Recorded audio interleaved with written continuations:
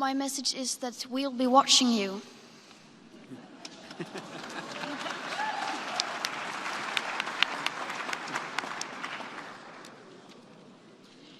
This is all wrong. I shouldn't be up here. I should be back in school on the other side of the ocean. Yet you all come to us young people for hope. How dare you? You have stolen my dreams and my childhood with your empty words, and yet I'm one of the lucky ones. People are suffering, people are dying, entire ecosystems are collapsing. We are in the beginning of a mass extinction, and all you can talk about is money and fairy tales of eternal economic growth. How dare you?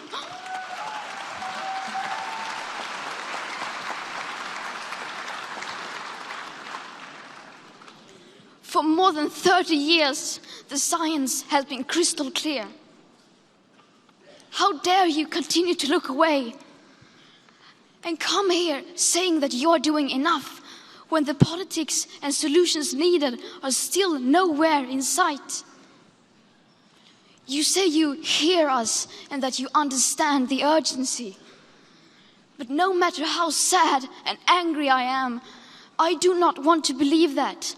Because if you really understood the situation and still kept on failing to act, then you would be evil, and that I refuse to believe.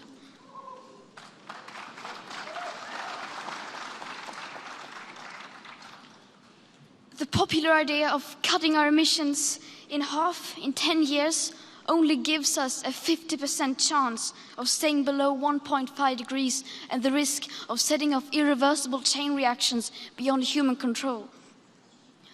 50% may be acceptable to you, but those numbers do not include tipping points, most feedback loops, additional warming hidden by toxic air pollution, or the aspects of equity and climate justice. They also rely on my generation sucking hundreds of billions of tons of your CO2 out of the air with technologies that barely exist.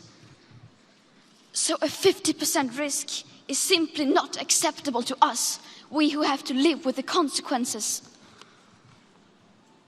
To have a 67% chance of staying below a 1.5 degrees of global temperature rise, the best odds given by the IPCC, the world had 420 gigatons of CO2 left to emit back on January 1st, 2018. Today, that figure is already down to less than 350 gigatons.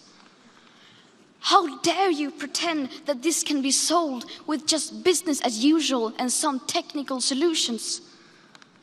With today's emissions levels, that remaining CO2 budget will be entirely gone within less than 8.5 years. There will not be any solutions or plans presented in line with these figures here today, because these numbers are too uncomfortable and you are still not mature enough to tell it like it is. You are failing us. But the young people are starting to understand your betrayal. The eyes of all future generations are upon you. And if you choose to fail us, I say we will never forgive you.